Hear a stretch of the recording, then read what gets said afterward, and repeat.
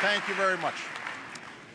Madam Speaker, Mr. Vice President, members of Congress, the First Lady of the United States, she's around here somewhere.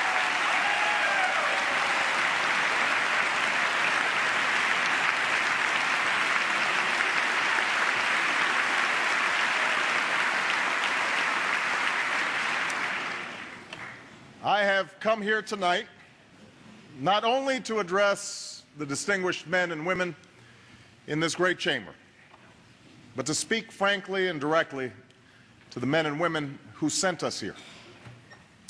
I know that for many Americans watching right now, the state of our economy is a concern that rises above all others, and rightly so. If you haven't been personally affected by this recession, you probably know someone who has. A friend, a neighbor, a member of your family. You don't need to hear another list of statistics to know that our economy is in crisis, because you live it every day. It's the worry you wake up with and the source of sleepless nights. It's the job you thought you'd retire from but now have lost, the business you built your dreams upon that's now hanging by a thread, the college acceptance letter your child had to put back in the envelope. The impact of this recession is real, and it is everywhere. But while our economy may be weakened and our confidence shaken, though we are living through difficult and uncertain times, tonight I want every American to know this: we will rebuild, we will recover, and the United States of America will emerge stronger than before.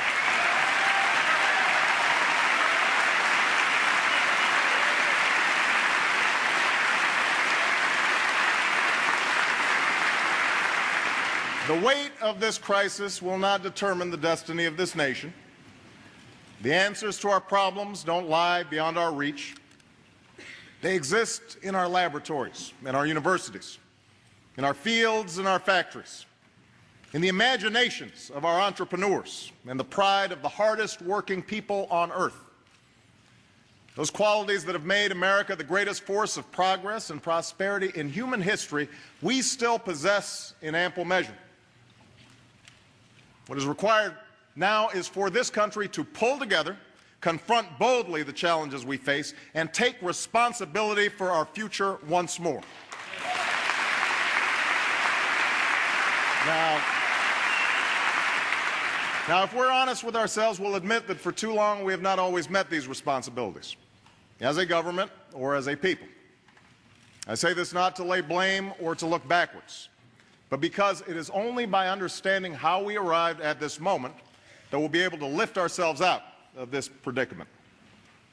The fact is, our economy did not fall into decline overnight, nor did all of our problems begin when the housing market collapsed or the stock market sank. We have known for decades that our survival depends on finding new sources of energy, yet we import more oil today than ever before. The cost of health care eats up more and more of our savings each year, yet we keep delaying reform. Our children will compete for jobs in a global economy that too many of our schools do not prepare them for. And though all of these challenges went unsolved, we still managed to spend more money and pile up more debt, both as individuals and through our government, than ever before. In other words, we have lived through an era where too often short-term gains were prized over long-term prosperity, where we failed to look beyond the next payment, the next quarter, or the next election. The surplus became an excuse to transfer wealth to the wealthy instead of an opportunity to invest in our future. As soon as I took office, I asked this Congress to send me a recovery plan by President's Day that would put people back to work and put money in their pockets. Not because I believe in bigger government. I don't. Not because I'm not mindful of the massive debt we've inherited. I am. I called for action because the failure to do so would have cost more jobs and caused more hardship. In fact, a failure to act would have worsened our long-term deficit by assuring weak economic growth for years. And that's why I pushed for quick action. And tonight I am grateful that this Congress delivered and pleased to say that the American Recovery and Reinvestment Act is now law.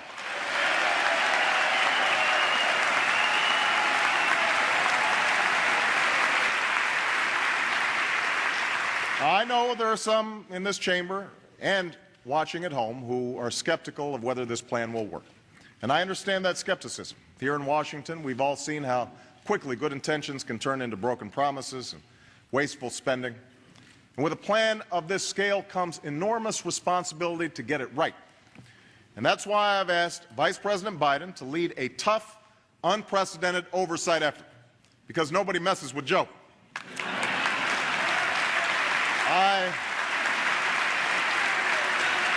Isn't that right? They don't mess with it. If we confront without fear the challenges of our time and summon that enduring spirit of an America that does not quit, then someday, years from now, our children can tell their children that this was the time when we performed, in the words that are carved into this very chamber, something worthy to be remembered. Thank you. God bless you. And may God bless the United States of America.